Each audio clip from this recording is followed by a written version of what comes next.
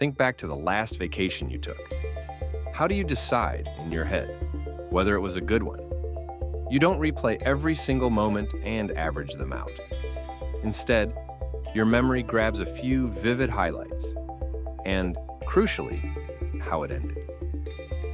A nearly perfect trip can be remembered as a disaster if the flight home was a nightmare, and a stressful week can glow in memory because of one magical final evening.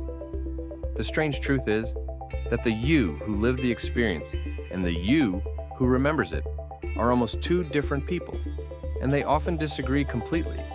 This is the peak end rule, and the evidence for it is as clinical as it gets. In 1996, Daniel Kahneman and Donald Redelmeier studied patients undergoing a genuinely painful medical procedure, back when it was done without much pain relief. They had patients report their pain moment by moment. Here's the twist. Some patients had a shorter procedure that ended at a sharp peak of pain. Others had a longer procedure, more total discomfort.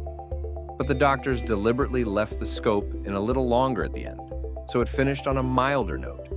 Logically, the longer group suffered more in total, yet they remembered the whole experience as less awful and were more willing to come back. The mind had almost completely ignored how long the pain lasted, a quirk called duration neglect, and judged the entire ordeal by its worst moment and its ending. And once you know this, you see it shaping your whole life. A song you love is defined by its soaring chorus and final note. That's what makes you hit replay. A relationship that ends in betrayal gets rewritten in memory as having been wrong all along, even the happy years. A wonderful holiday where you lose your luggage on the last day becomes the trip that got ruined.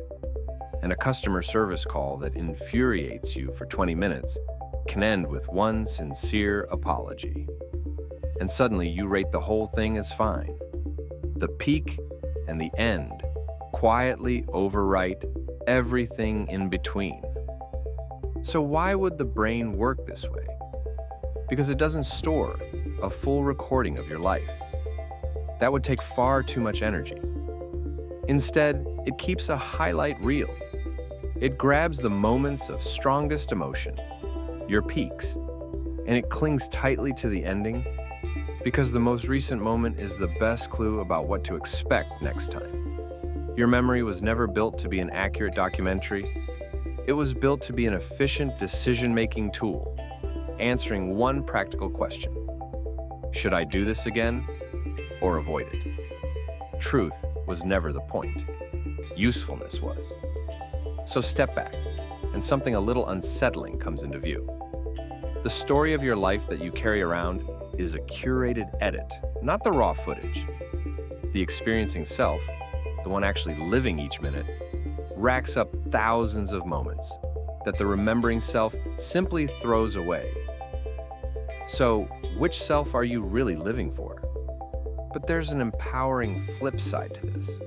If memory is built from peaks and endings, then memories can be designed, both the ones you keep and the ones you give to other people. So here's what to do with that. First, end on a high. Finish dates, trips, projects, and meals on the best note you can, because the ending gets the final word. Second, engineer peaks on purpose. One unforgettable moment beats a long, flat stretch of mild comfort. Third, rescue bad experiences with a graceful close. A thoughtful ending can redeem an otherwise rough day. Fourth, notice when this is being used on you. The free dessert and the warm goodbye exist precisely to own your memory of the meal. And fifth, when one sour ending tries to poison a whole chapter, push back, deliberately recall the good middle that really happened, because you will not remember your life as it was actually lived. You'll remember a handful of peaks and how things ended. So the real question isn't, how happy am I, on average, minute to minute? It's this: what peaks am I building that will be worth remembering? And how do I want this chapter to end? So tell me, what's one memory of yours that a single peak or a single ending completely defined?